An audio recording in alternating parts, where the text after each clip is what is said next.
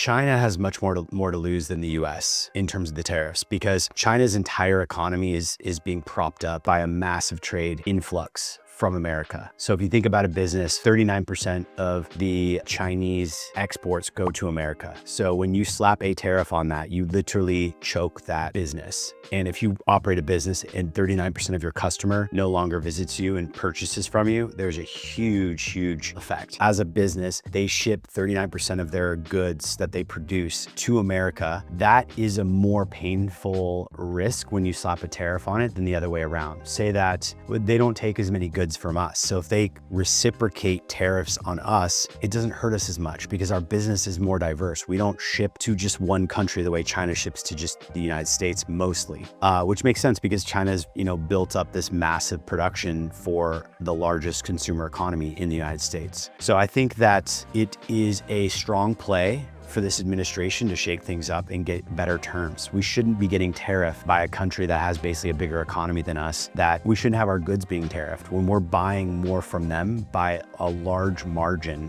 than they are from us. Like, why are they slapping tariffs? And this kind of also sort of shoots down this argument of Canada and Mexico, where the Canadians were tariffing a bunch of our goods by high tariffs. Like, look, don't tariff our stuff. If we're not going to tariff you, why are you tariffing us? So people who argue that like tariffs are bad, yeah, they're bad for both sides. And we don't want them tariffing our things so we can actually export to the world. Imagine you're running a business like China. So China is the business and they're selling 40% of their stuff to one customer. And all of a sudden that customer no longer buys from you. What happens to your business? Can you sustain a 40% drop in sales? Probably not. And if you do, especially at the sheer size, it's gonna have massive economic consequences. That doesn't mean the customer is gonna have a disruption in an unpleasant experience. But these arguments I see out there were like, the US tariffing China is like a fat kid, threatening a candy store. It's not the same thing. Like 40% of that candy store's product goes to that fat kid. Like your business is gonna take almost, a 50% drop. That is usually unsustainable without massive economic repercussions in your supply chain, your production, all the things that you do with forecasting in a business, that affects you. So, long-term, it's not sustainable for two countries that are potentially adversaries being so dependent in this sort of imbalance. So it makes sense that the Americans would want to shake that up and change the terms and make sure that the tariffs and the terms of the actual trade agreements are more treated on a level playing field. And then there's a huge thing here. As an American business, you cannot start your business in China. Like, why is that you have to find and agree to the country's legal conditions? Imagine if we did this to other businesses internationally. You basically cannot own more than 49% of a company in China, unless you're like the CCP or they have some rule here where like basically no company can be a majority owner of that infrastructure in China to do business. That's a double standard. That doesn't exist in the United States. We don't force Chinese companies like TikTok to say, hey, we need to own 51%. We're dealing with things now like national security in the States that is addressing that, but that is a huge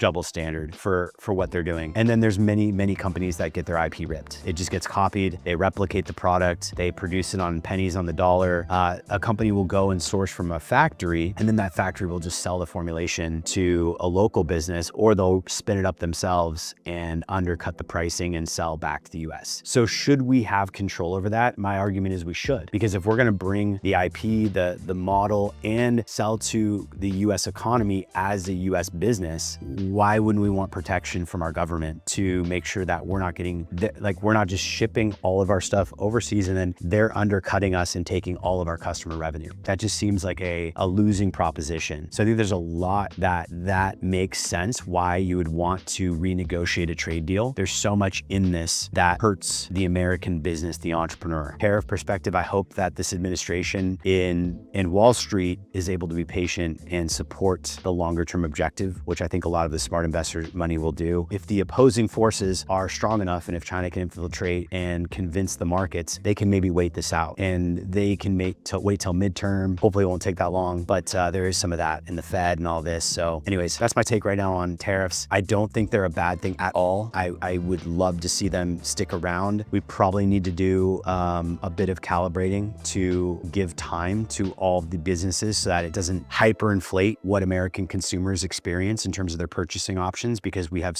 been so dependent on one source, one store, China, to buy most of these goods. But at the end of the day, it has to be rejiggered and it has to be forced to some degree. And I think this is ultimately going to be temporary pain for a long-term gain. And that's what I have to say. So let me know what you think in the comments below. And obviously this is a topic that needs a lot of research and diving into that I'm by no means qualified to speak on, but I wanted to share my opinion. So thanks for watching and I'll see you in the next video.